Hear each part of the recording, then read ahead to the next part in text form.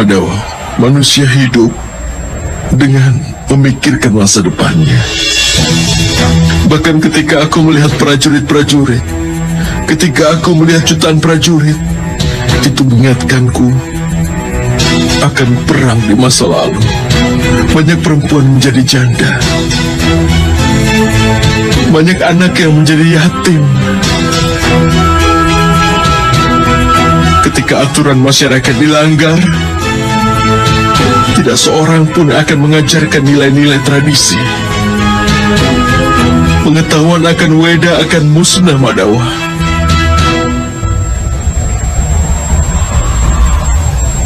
Dinasti Kuru akan hancur. Keselamatan bangsa Ari akan musnah. Itu semua akan hancur, Madawa. Semuanya akan musnah.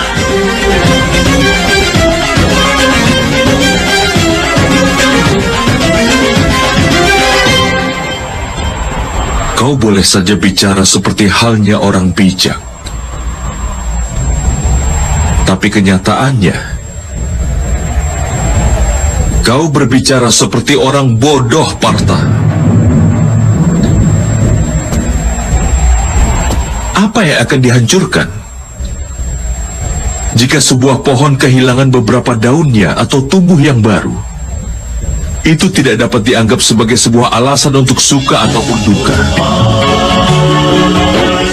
Alasan penciptaan daun dan arti akan keberadaan mereka adalah hanya untuk menjaga agar pohon itu tetap hidup. Sama halnya dengan alasan dan tujuan bagi kelahiran manusia, untuk kesejahteraan manusia itu sendiri. Masyarakat adalah untuk dunia, dan dunia secara keseluruhan adalah hanya untuk penciptaan, dan semua ini hanya untuk para dewa saja, Partha. Dia yang menyadari fakta ini akan selalu dapat melihat jalan yang jelas menuju kebenaran. Ya, Partha, akan selalu ada kehancuran dalam perang ini. Itu sudah pasti. Tapi ingatlah ini juga, bahwa tradisi yang baru juga akan terbentuk. Tradisi lama telah tercemar dengan racun. Ribuan tahun lalu, warisan yang telah ditegakkan oleh Weda, sekarang yang tersisa hanyalah kata-kata. Tatanan sosial yang dibangun berdasarkan kepandaian manusia sekarang didasarkan pada kelahiran manusia dan telah menjadi sarana untuk memanfaatkannya, Partha.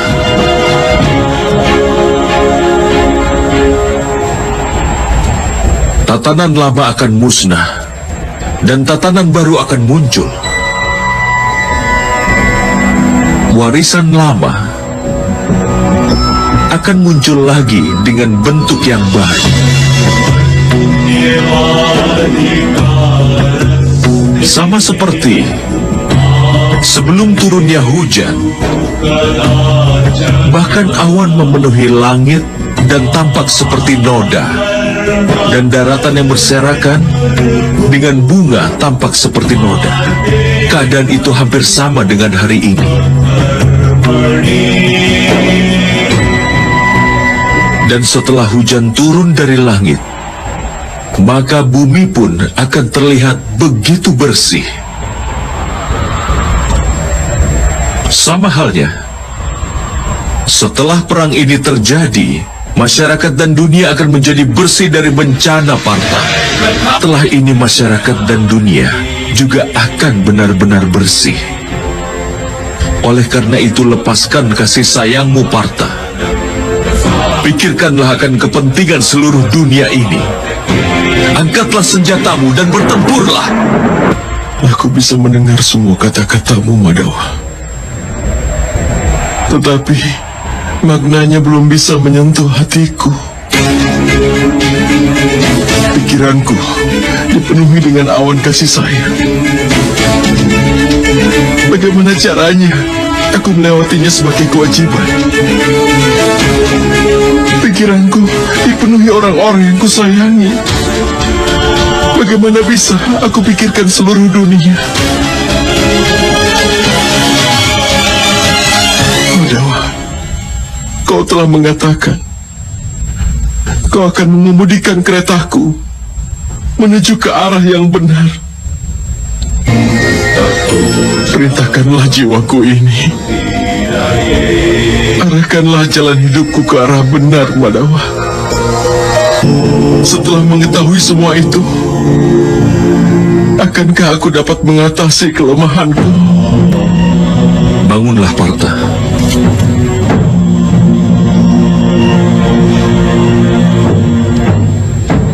Sekarang dengarlah.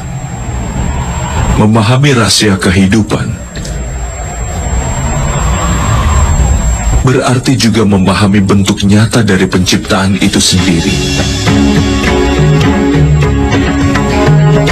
Memasukkan kepalan tanganmu ke dalam arus sungai Gangga, kau tidak akan mendapatkan apa-apa.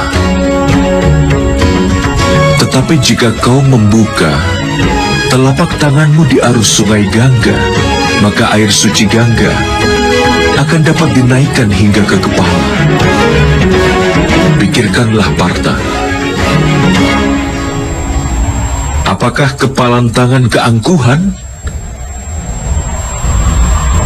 Atau sebuah tangan yang terbuka dari pengorbanan?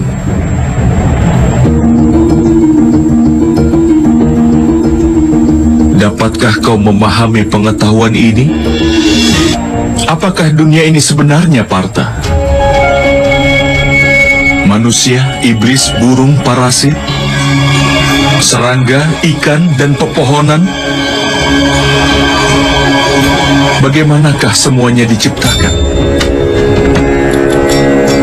Berasal dari unsur apa mereka diciptakan? Bagaimana fungsi mereka dan bagaimana cara mereka bertahan? Bagaimanakah cara mereka mati? Dan apa yang akan terjadi setelah semua itu mati?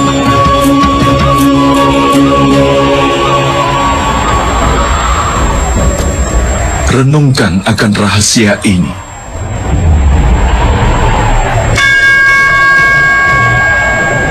Tubuh manusia terbuat dari tanah, Madawa. Air mengalir di dalamnya sebagai darah dan kebaikan. Api memberikan kehangatan pada tubuh, termasuk rongga kosong lainnya yang ada dalam tubuh. Karenanya, tanah, udara, air, api, dan juga ruang. Tubuh terbuat dari kelima elemen dasar yang disebut Pancamahabhuta. Karenanya, Bhisma yang agung, Guru Drona, tidaklah lebih dari tanah, air, udara, api, dan ruang saja. Bahkan orang pintar pun terdiri dari kelima elemen itu. Begitu juga dengan para tirani. Jadi apa yang akan kau rindukan, Partha? Apakah tanah?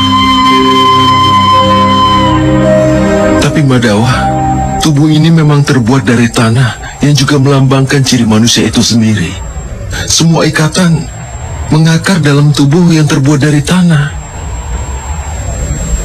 Tidak, Partha. Jika ini memang benar, lalu mengapa tubuh seseorang akan hancur setelah mati? Kenyataannya, tidak ada satupun yang berasal dari tubuhnya ataupun hubungan yang mengakar di dalam tubuhnya. Sifat dan tingkah laku dan juga amal dari seseoranglah yang menjadi cirinya. Lalu bagaimanakah sifat tingkah laku dan amal diciptakan. Pahamilah itu, Partha.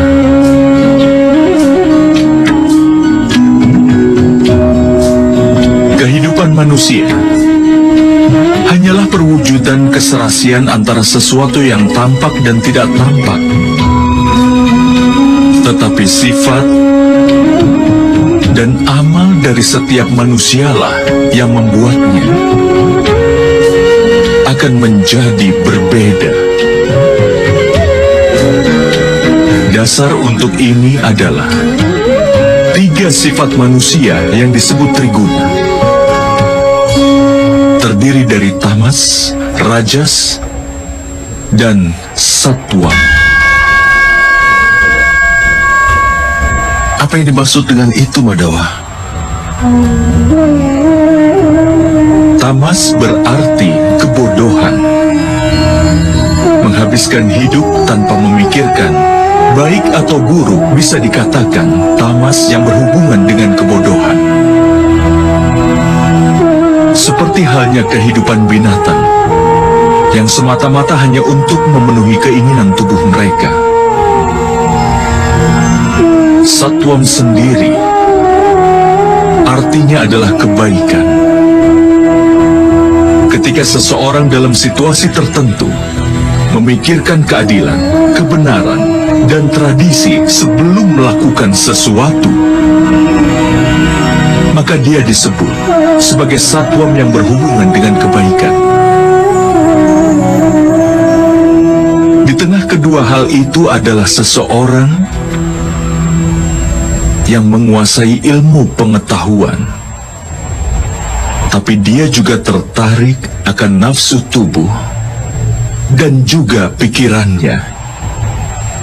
Seperti manusia yang hidup dengan keangkuhan, artinya rajas yang berhubungan dengan nafsu.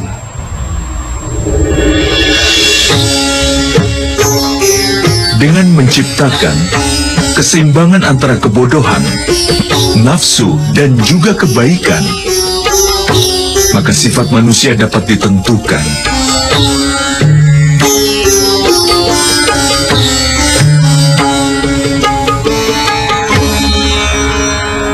Lihatlah ke depan, Partha. Sifat apakah yang dapat kau lihat dalam diri mereka semua? Pangeran Duryodhana tahu akan keadilan, tapi tidak pernah bertindak adil.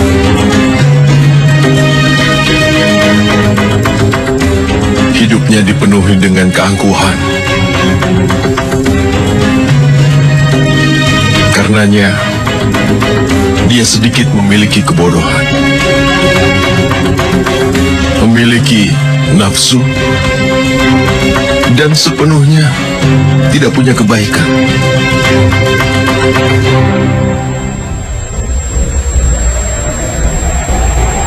Dan di sana ada Pangeran Dursasana. Dia selalu mematuhi perintah dari kakak tertuanya tanpa berpikir lagi. Karenanya, dia memiliki kebodohan. Lihat juga kakekmu Bhisma, Partha. Dia punya keseimbangan antara kebaikan dan kebodohan. Dia tidak memiliki keangkuhan, tetapi dia terikat dengan pemikiran usang dan tradisi yang kuno. Bahkan ketika keinginannya muncul, dia tidak bisa melanggar sumpahnya.